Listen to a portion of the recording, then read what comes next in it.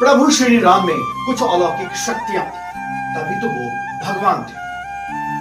उनकी मनमोहक सूरत को देखकर हर कोई बस खींचा चला आता था। नमस्कार, मैं हूं मनीष श्रीवास्तव, आपका स्वागत करता हूं भारत अब तक एक नए शो के साथ रामचंद्र की।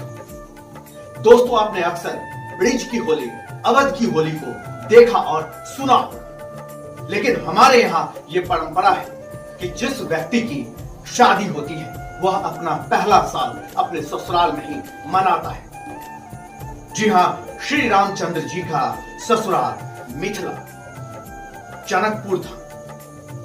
हमारी भारत अब तक की टीम ने भी यह ठाना कि हम अपने कैमरे से आपको मिथिला की होली दिखाएं, रामचंद्र जी के पहले होली को आपको दिखाएं। तो आइए देखते हैं।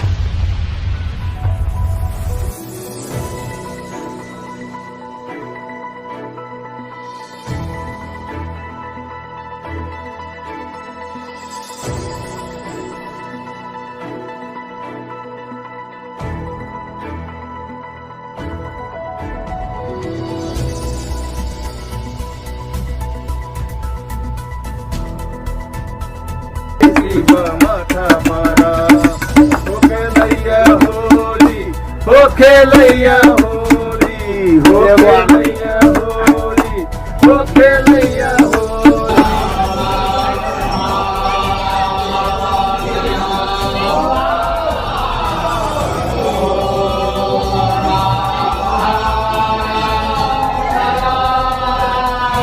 मिथिला के आंगन में जब प्रभु श्री राम का श्री चरण पड़ा, कहते हैं उस समय प्रकृति अपने पूरे शबाब पर थी।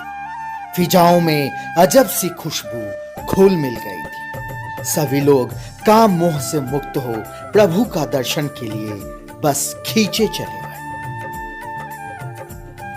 उस समय न जाति की कोई दीवार थी और ना ही कोई मजहब की खाई। उनके मुखमंडल पर सूर्य के समान तेज थी, जिससे उनकी आभा चमक रही थी। वैसे देखा जाए तो प्रभु राम क्षेत्र विस्तार के लिए यहां आए थे, लेकिन एक दिन पुष्प वाटिका में माता सीता का दर्शन हुआ। माता सीता का मुखमंडल देखकर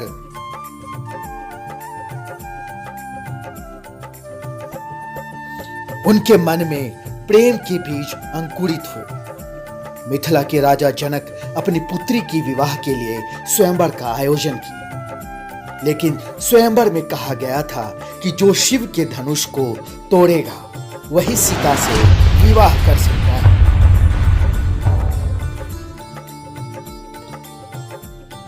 वही सीता से विवाह कर सकता है। उस स्वयंवर में प्रभु राम भी भाग लिए और धनुष को तोड़कर सीता से विवाह किया।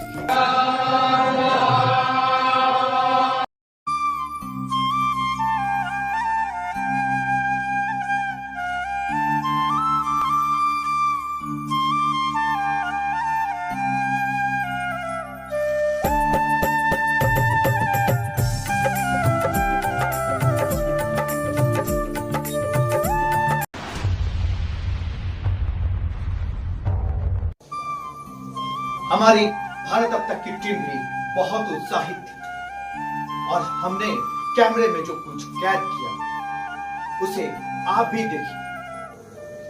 लेकिन कुछ देखने से पहले हम इस पर भी चर्चा कर लें कि मिथिला का इतिहास क्या है।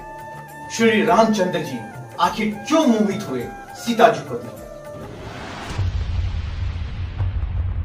मिथिला में प्रभु राम की पहली होली दिखाने के लिए हमारी टीम काफी उत्साहित थी। यहाँ की संस्कृति, भाषा और रहन सहन को अपने कैमरे में कैद कर लेने की जिद थी। मिथिला वर्तमान में एक सांस्कृतिक क्षेत्र है जिसमें बिहार के तिरहुत, दरभंगा, मुंगेर, कोसी, पूर्णिया और भागलपुर प्रमंडल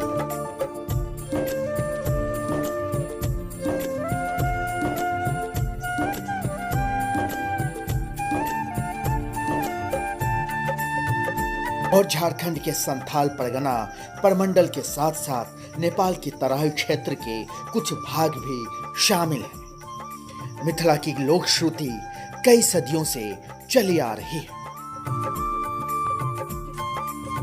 जो अपनी बौद्धिक परंपरा के लिए भारत और भारत के बाहर जानी जाती रही है। इस क्षेत्र की प्रमुख भाषा मैथिली है।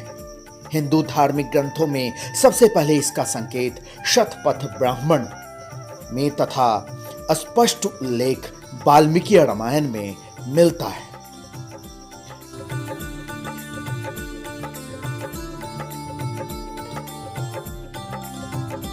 मिथिला उल्लेख महाभारत, रामायण, पुराण और जैन बौद्ध ग्रंथों में हुआ है।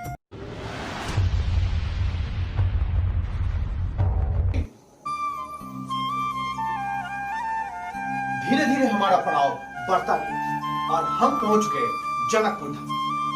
जी हाँ, वही जनकपुर श्री रामचंद्र जी का ससुराल।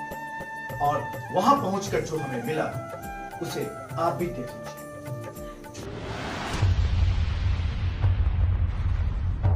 अब हम पहुंच चुके थे प्रभु श्री राम के ससुराल जनकपुर धाम। जी हाँ, ये वही स्थान है जहां माता सीता रहती थी। कहते हैं आज भी आप माता सीता को यहां अनुभव कर सकते हैं। आज यह स्थान भारत के पड़ोसी राज्य नेपाल में है। जनकपुर नेपाल का प्रसिद्ध धार्मिक स्थल है। यह नगर प्राचीन काल में मिथिला की राजधानी माना जाता था। यहाँ पर प्रसिद्ध राजा जनक थे, जो सीता माता के पिता थे। ये शहर भगवान राम की ससुराल के रूप में विख्यात है। प्राचीन काल में ये विदेह राज्य की राजधानी थी। विदेह राज्य के संस्थापक निमि के वंश में महाराज सिरध्वज जनक 22वें जनक थे और अयोध्यापति राजा दशरथ के समकालीन थे। दाशरथी राम की अर्धांगिनी सीता मिथिलेश जनक सिरध्वज की पुत्री थी। बताया जाता है कि महाकवि विद्यापति के ग्रंथ भू परिक्रमा में स्पष्ट शब्दों में लिखा है कि जनकपुर से 7 कोस दक्षिण महाराज जनक का राजमहल था। मुझे दीजिए इजाजत, लेकिन आप देखते रहिए भारत अब तक। भारत अब तक पर मिथिला की होली भी बाकी है, तो देखिए मिथिला की होली स्पेशल।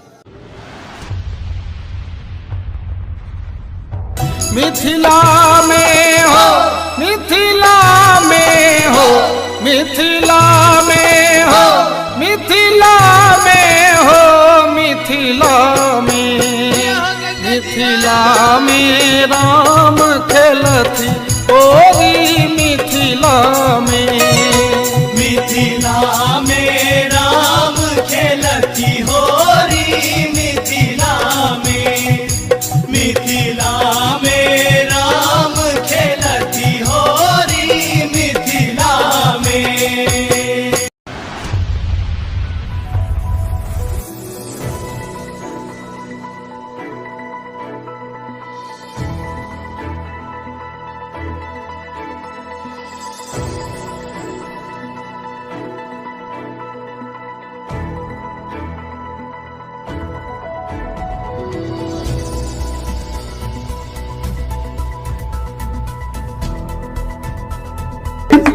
माथा मारा हो खेलैया होली, हो खेलैया होली, हो खेलैया